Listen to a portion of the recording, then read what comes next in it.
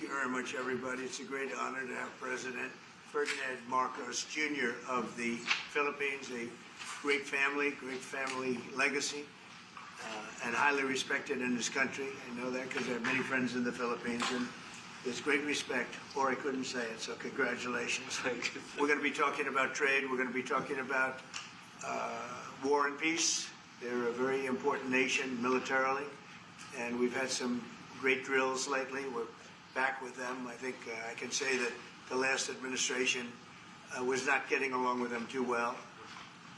They didn't get along with anybody. They didn't know. Honestly, they didn't know what they were doing. But we have some fantastic military relationships with the Philippines, and that's been reinstituted. And Pete, I would say that you couldn't be happier, right, with the relationship. Great partners. So I just want to say it's an honor to have you. We're going to talk about trade today, and we're very close to finishing a trade deal, big trade deal actually. And we do a lot of business with you. It's a lot of income coming in for both groups. But I was surprised to see the kind of numbers. They're very big, and they're going to get bigger under what we're doing and what we're proposing. And I just want to thank you for being with us. It's a great honor. You and your representative. It's really a great honor. We have a big announcement. AstraZeneca, the big drug company, is going to spend $50 billion, just announced $50 billion in the United States in order to build various places all over the country, big manufacturing plants, pharmaceutical plants all over the country. So that's an honor. And he said they did that because of the election and because of the fact that the tariffs are placed. So they're building their facilities in New York. $50 billion, that's a big investment. And it's going to be a very good investment. I have no doubt about it. So thank you to AstraZeneca. And with that, I'd like to have you say a few words, please. Thank you very much, Mr. President. Of course, we're all very happy to be here to once again reaffirm the very strong ties between the Philippines and the United States, ties that go back over 100 years. And considering the context in which we live these days, especially in my part of the world, this has evolved into as important a relationship as is possible to have. We must remember that the United States is our only treaty partner in the Philippines, and that has stood us in good stead over the years, certainly through the Second World War, and the cultural memory of all Filipinos, down to even the school children, is that our strongest, closest, most reliable ally has always been the United States. That is something that we value, that we are grateful for, and that we will continue to foster as we go on. With the leadership of President Trump, I am very confident that we will be able to achieve that. I think it is worthwhile to remember that it was President Trump who, in his first term, characterized the relationship between the Philippines and the United States as ironclad. And that has been necessarily the case since that time that you made that statement, sir. And it is something that the Philippines will always hold close to its heart. Thank you once again, and we are honored, and it is our great pleasure to be here and to visit with the President of the United States. Thank you, sir. It's my great honor. Any questions, please? Mr. President, Yeah, please, go ahead. Go ahead. Mr. President, do you think that Fed Chair Jerome Powell should resign? I think he's doing a bad job, but he's going to be out pretty soon anyway. In eight months, he'll be out. But I call him too late. He's too late all the time. He should have lowered interest rates many times. Europe lowered their rate 10 times. We lowered ours none. And it's causing a problem for people that want to buy a home. Look, our economy is so strong now, we're blowing through everything. We're setting records. You know that. You see that. And whether it's the Philippines or anyone else, we're setting records at levels that nobody's ever seen before. But you know what? People aren't able to buy a house because this guy is a numbskull. He keeps the rates too high, and probably doing it for political reasons. The only time I remember him cutting rates, I mean, he cut the rates just before the election to try and help Kamala or whoever he was trying to help. He probably didn't know. And he's building a building. He's $2.7 billion. They have a $900 million overrun. What is that? And that was given by Biden. That was another Biden deal. And this guy's building this building that's severely overrun. And what does he need the building for? Why does he need space for more people? So they did a big study the other day, and they called all of the great intellects and the great economists and all of the great everything. And it was 71, and only 2 got it right. Me and another gentleman that happens to be very smart. 69 people got it wrong, and the Fed got it wrong, more wrong than anybody. And you know, he has these think tanks, and they build buildings for people that think.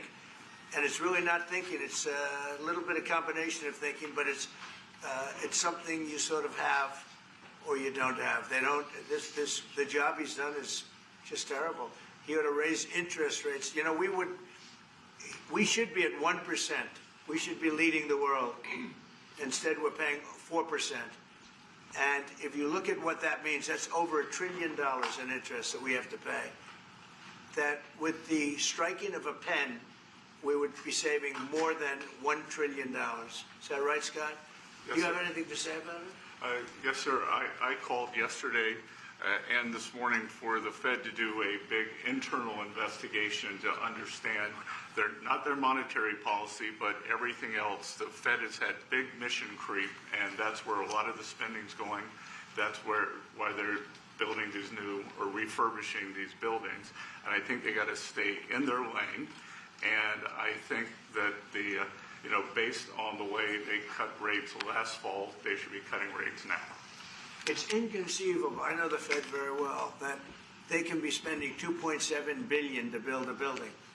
They don't do anything. It's the greatest job. You show up one day, a half a day, you make a little speech. The economy's doing well. The economy's not doing well. We're going to raise interest.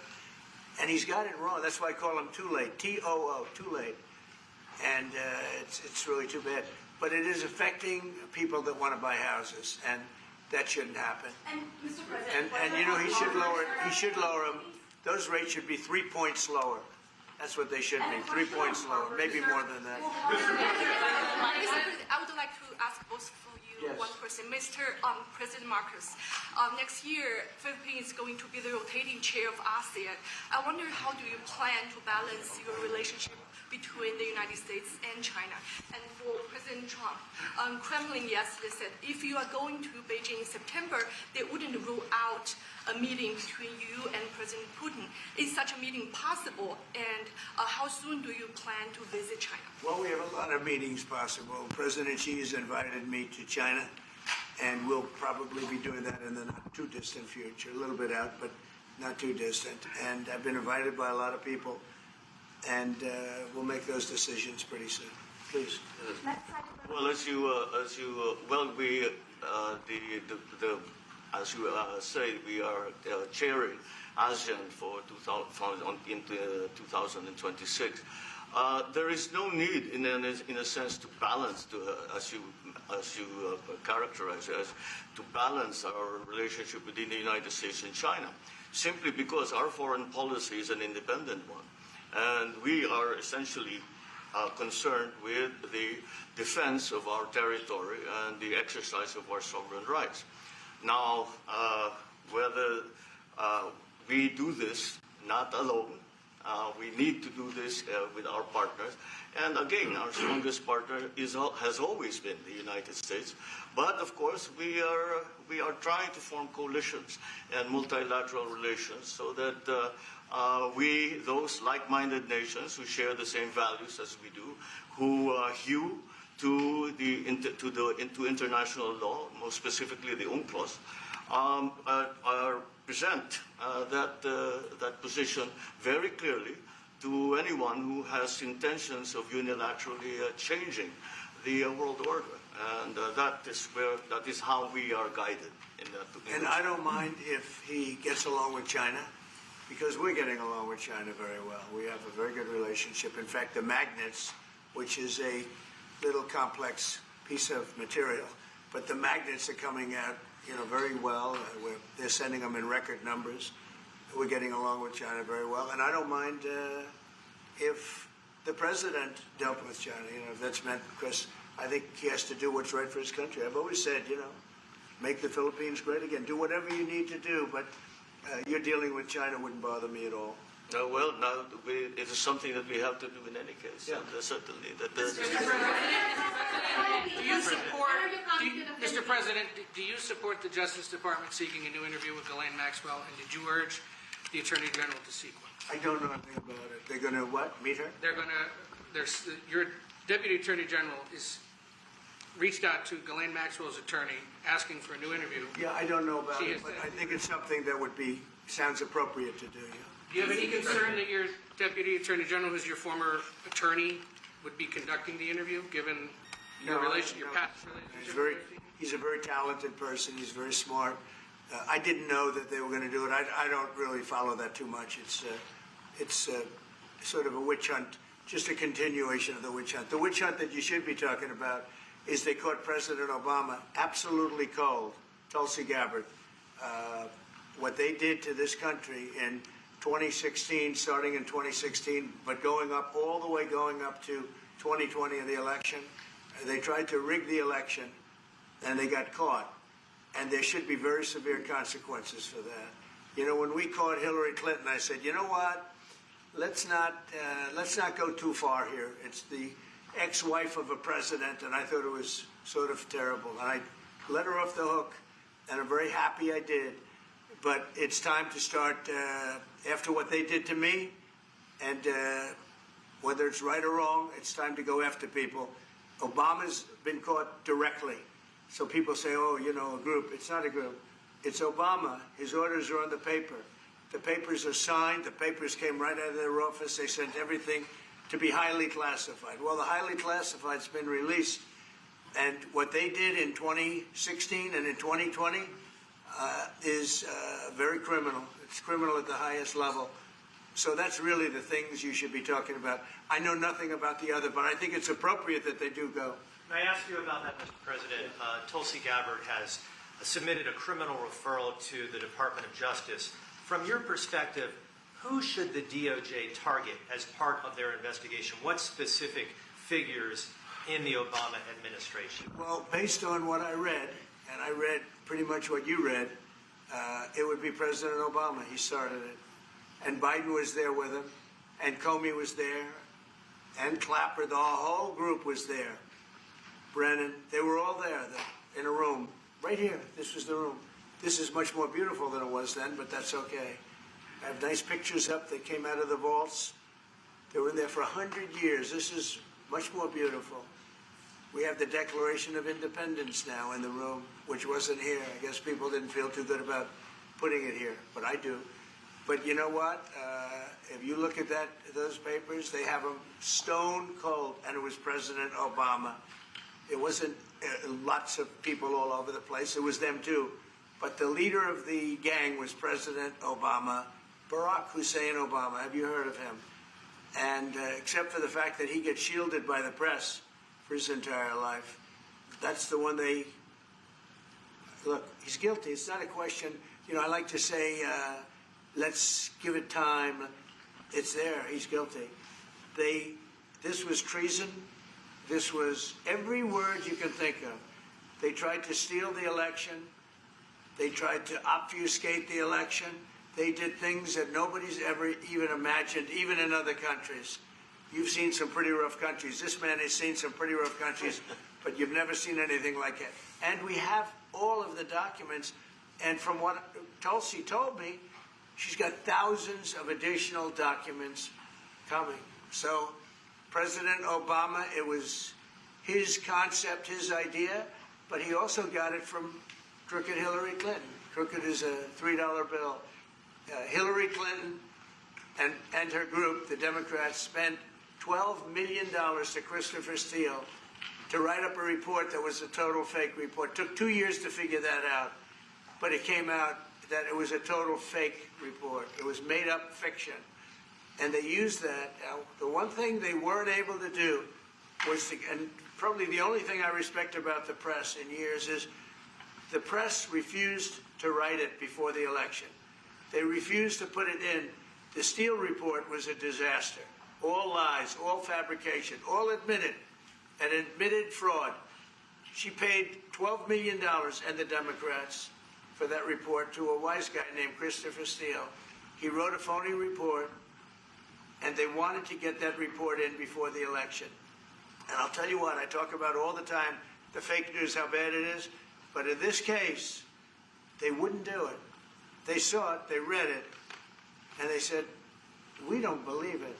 And it was only after, substantially, like a month and a half after the election, that it got printed, and it was a big wisp. It was just like a bang of nothing, because the election had ended. If that report had gotten published by the New York Times or somebody, and I respect the Times for maybe only this, because they're crooked as you can be. They're a terrible paper, a crooked, corrupt paper. But for this one moment, they said, this is bullshit, we can't put this in. And neither could any other paper. Wall Street Journal's a lousy paper, very, very dishonest paper. As you see, I'm suing them for a lot of money because they do things very badly. It's got a nice name, but it's really, in my opinion, it's a terrible paper.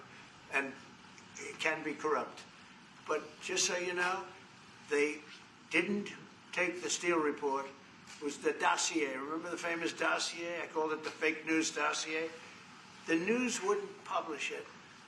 And I'm amazed. They had 2.5 months. It was finished. 2.5 months. That was supposed to be what was going to happen.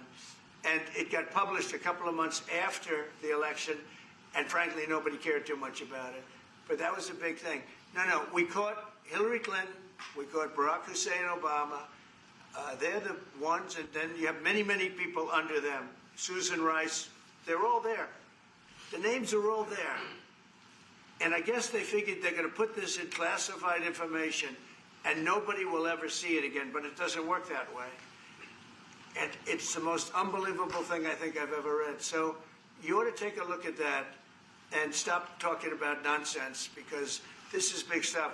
Never has a thing like this happened in the history of our country. And by the way, it morphed into the 2020 race. And the 2020 race was rigged, and it was a rigged election. And because it was rigged, we have millions of people in our country. We had inflation. We solved the inflation problem. But millions and millions of people came into our country because of that.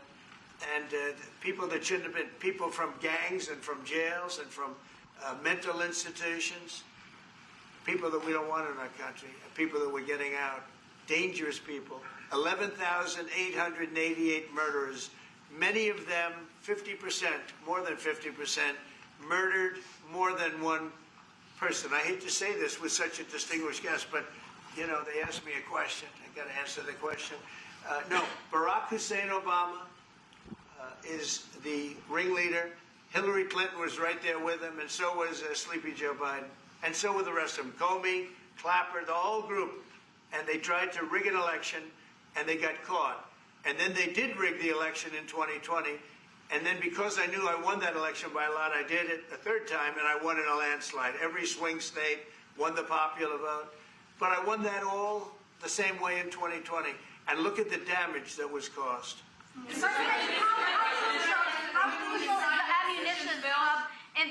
How crucial is the ammunition hub that the U.S. plans to build in Subic and the Luzon corridor, considering that these will be built in areas that hosts strategic ports as well as military air bases? You're talking ammunition? Yes, the U.S. House Congressional Committee on Appropriations approved a budget. What's very important. Otherwise, Sorry? we wouldn't have approved it. Sorry? Yeah, it's very important. Otherwise, we wouldn't. We need ammunition. We're going to end up in a few months, we'll have more ammunition than any country has ever had. We're going to have more missiles than any country has ever had. We're going to have all the speedy missiles. We'll have the speedy ones, the slow ones, the accurate ones, the ones that are slightly less accurate. We have everything. But we will have more ammunition than any country has ever had. It's very important to me. And how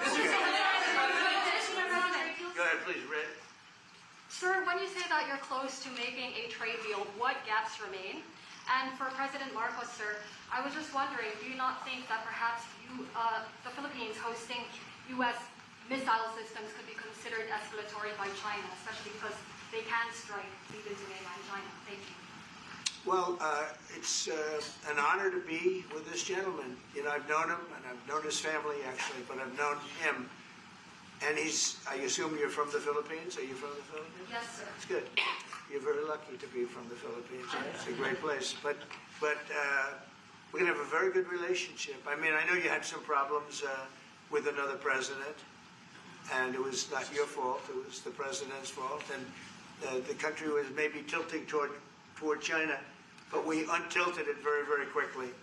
But you had a country that was tilting toward China for a period of time, and I just don't think that would have been good for you. You can deal with China, you should deal with China, but when I got elected, everything changed, and they came right back to us. President Trump, could you consider extending the Say it again? Yeah, Brian, go ahead. Oh, Mr. President, I just wanted to piggyback off the Sorry, I have housing. a question to President Marcos. I'll let Yes, President yes. first. I'm sorry, what was the question again? It was about whether having U.S. missiles hosted in the Philippines could be considered escalatory by China. All of what we consider part of the modernization of the Philippine military is really as a response to the circumstances that surround the situation around the South China Sea and now what we used to refer to as Asia Pacific, which we have expanded now to the Indo-Pacific. And if we would certainly, like in any kind of military spending, we would wish that it wasn't necessary, but it is. And so that is what we are doing. And as an adjunct to the question about the ammunition production, this is actually the United States is assisting the Philippines in what we call our self-reliance defense program, which is to allow us to be self-reliant and to be able to stand our own 2 feet, whatever the circumstances that occur in the future. And the reason that we have encouraged more interaction with the United States is because it is necessary. And it is not just with the United States. It is with all our neighboring countries and even countries as far afield as the Scandinavian countries, the EU. And so this is an ongoing process. And again, I will stress the point that we do this because we feel it is necessary. And don't forget, just as tantamount to what you're asking, the Philippines were loaded up with ISIS and a lot of terrorists, and they were at a very, very dangerous point. And during my administration, we went in and we wiped them out, working with the Philippines, but we wiped them out. But if we didn't go in, I don't know what would have happened. I don't know who would be your president right now. But we spent a lot of time and a lot of talent on going into the Philippines and wiping out terrorists. They had a tremendous problem during my administration. And we cleaned it up, we got them out, and now you really have a good, solid country again. I believe so, yes. How can you make Mr. President, I want to follow up on the housing question. Yeah. You've got no tax on tips, no tax on overtime, no tax on Social Security. How important is it we have no tax on home sales, capital gains, to unleash the housing market in this country? Well, we're thinking about that, but would also unleash it just by lowering the interest rates. If the Fed would lower the rates, we wouldn't even have to do that. But we are thinking about no tax on capital gains on houses. And very impressed that you asked that question because nobody knew that. Well, how did you find that out? That's very. I wonder why there's somebody I'm very close to. There's a leaker. There's a leaker. I've also got a question. I find it a very interesting world that we know more about 2 people at a Coldplay concert just hours after that viral video than we know of Thomas Crooks 1 year after attempting to assassinate you. What is holding back the investigation on Thomas Crooks? Well, they've reported to me and they've told me things, and they really say they haven't found anything that was abnormal. I would say this: the Secret Service was very brave because they were right there and they jumped on me. They made a mistake. They should have had somebody on that roof, and they should have had communication with the local police, who also, they did a very good job, but they made some mistakes, and we have a whole different group of people now. I don't think anything can happen, but I think we have the best people anywhere in the world right now, and I think they've learned. And, they went into him very, in great detail. They gave me the whole thing, and what can I do? They say that it was just a nut job that was looking to do this, and I spoke with the FBI, the new FBI. I spoke to the FBI, who was the old FBI, I wouldn't have believed a thing they said, because the old FBI under Comey was crooked as hell. He was one of the most crooked. Everybody should read the Horowitz report. Unfortunately, Bill Barr didn't use it. But the Horowitz report, not appointed by me, it was a report on Comey and the FBI. It is one of the worst shots at a human being I think I've ever seen. In fact, the New York Times did an editorial that was one of the worst editorials I've ever seen about anybody. That was about Comey. You ought to go back and get, and Barr didn't use it because he didn't have the guts to use it, or something happened. I don't know. Too bad. He went to Mr. Durham. Instead of doing the Durham, all they had to use is the Horowitz report. And I always felt badly for Horowitz, frankly, because he's a Democrat, I guess. He was appointed by a Democrat. But that report has gotten lost, and it shouldn't be lost. You should all go back. It should be mandatory reading. Go back and read the Horowitz report on Comey and his cronies. And you'll see exactly, we're going to add that to all the stuff that we found. It just confirms it. But what we found is even more so.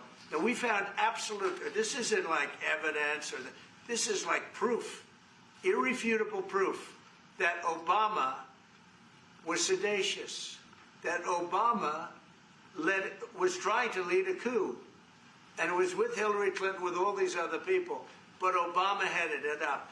And, you know, I get a kick when I hear everyone talks about people I never even heard of. It was this one. No, it was Obama. He headed it up. And it says so right in the papers. Got everything. Got everything. This is the biggest scandal in the history of our country. And it really goes on to even the auto pen, because it all relates to the same thing. It all started the same sick minds. You have an auto pen, which is a tremendous, well, we don't have a president. We have an auto pen that signs everything. I'll bet you sign everything. You don't have auto pens. Everybody, who doesn't sign? You're the president of a country. But it's all that whole thing, leading right up to the end of it is the auto pen. And the auto pen was used by people, and Biden knew nothing about it. Biden knew nothing about it. They were signing documents that he knew nothing about. As an example, they released the Unselect Committee of Liability. The Unselect Committee spent 2 years grilling everybody, and then they destroyed all the evidence. You know why? Because the evidence made them guilty. And he gave them all a pardon. The Cheney, all the scum that was on the Unselect Committee, Cryan, Adam Kinzinger, and Democrats. And he gave them a pardon. Do you have something else? I was just going to add one more thing on Adam Schiff. Director Pulte reports that Adam Schiff claims he lived in a one-bedroom apartment. Now, how is a family of four, and you're a developer, very successful developer, how does a family of four live in a one-bedroom apartment? No, it looks like Adam Schiff really did a bad thing. They have him. Now, let's see what happens. It's not up to me. It's not up to, I stay out of it purposely. But it's mortgage loan fraud. It's a big deal. He defrauded banks and insurance companies and the federal government. But it's very simple. It's mortgage loan fraud. And you're right. It's a lot of people to live in a one-bedroom apartment, right? But he put it down. But he has a lot of other things far worse than that. So, no, Adam Schiff, they have him 100% on mortgage fraud. Now, if there's anybody else in this room except you would have no problem. But anybody else in this room, you'd have a problem. I'd have a problem. Yeah, please. So there was a hearing yesterday in the Harvard case. Would you allow Harvard to get their federal dollars back as a part of any agreement with the administration? No, I'm not giving. Harvard's been given $7 billion. Can you believe it? By the Fed, $7 billion, and we want money to go to all universities, not Harvard. Harvard got more than anybody else. They have $52 billion. They get huge tax incentives and tax breaks on that $52 billion. But they have $52 billion, and they got $7 billion over a short period of time. And we have a very hostile judge appointed by Barack Hussein Obama, a very, very hostile judge who knows exactly right from wrong. But you know, we expect to win it on appeal. She hasn't given a decision yet, but she's very hostile, and she was put by Barack Hussein Obama. And generally speaking, anybody that does that, we're going to have problems with. So we don't expect to have. We won the case yesterday. Anybody that was there that was a neutral would say we easily won the case. But a lot of the case, and a big part of it's going to be how much money Harvard gets in the future. That's not part of the case, and they're not going to get very much. Mr. President, where are we in terms of negotiating about the reciprocal tariff? How far are we? With who? With the Philippines. Yes, sir. How far Are you we from the Philippines? Yes, sir. I'm Good. from the Philippines. How far are we from achieving Well, free it's tough. trade? He's a very tough negotiator. So far, we're not there because he's negotiating too tough. In fact, I used to like him better than I do now. He's too tough. But we'll probably agree to something. But he's strong, a strong negotiator. He loves your country. Mr. President, When are you planning to No, the no, Philippines, please. sir? You talk a lot about the severe consequences that those who are involved in the Russia hoax must face. In your view, sir, what are the next steps now that these documents are out there in Tulsi Gabbard? Well, the Justice Department would have to act. And we have a very competent, very good, very loyal to our country person in Pam Bondi, very respected.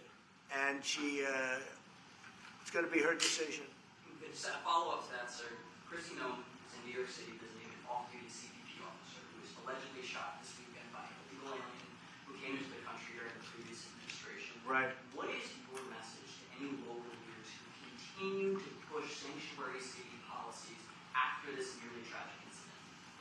So the only thing I don't understand, because you like to understand things and we're all smart people and all, but why would they allow 21 million people into our country, unvetted, unchecked? You don't allow it. You wouldn't allow people then. He's tough.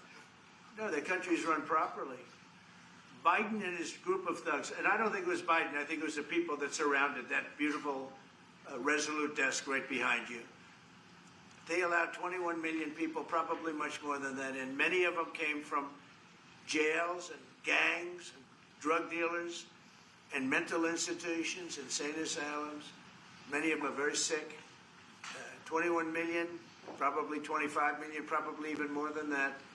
And we're getting them out. Many were murderers, as I said. They killed people. Many killed more than one person.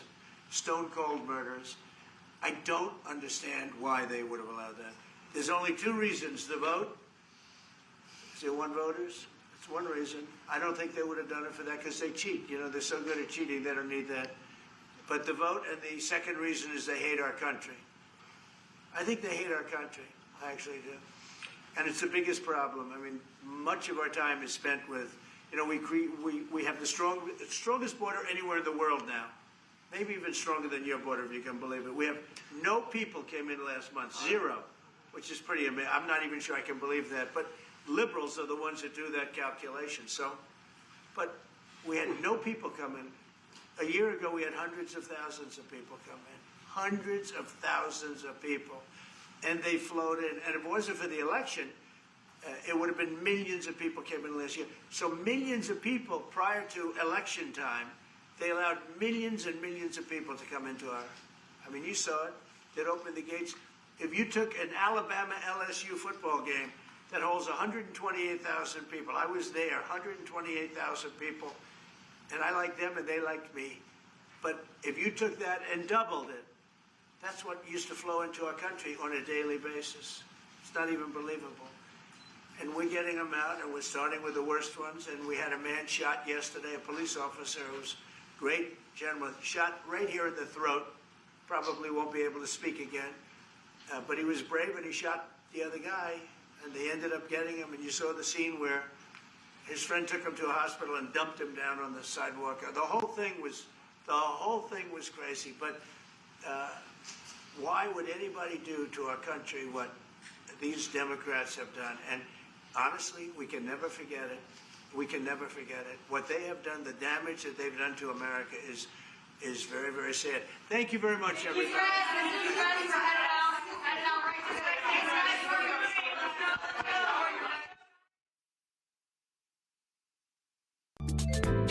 偷偷告诉大家，我最近发现了新法宝 Royal Face 逆时奇迹系列，它有活肤露、全效精华，还有精华霜。尤其我皮肤比较偏干，所以我非常的注重保湿。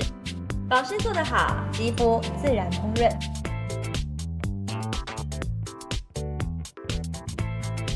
提亮肤色更年轻。抚平皱纹，超有感，而且气色变好。用心保养，每天都更美一点。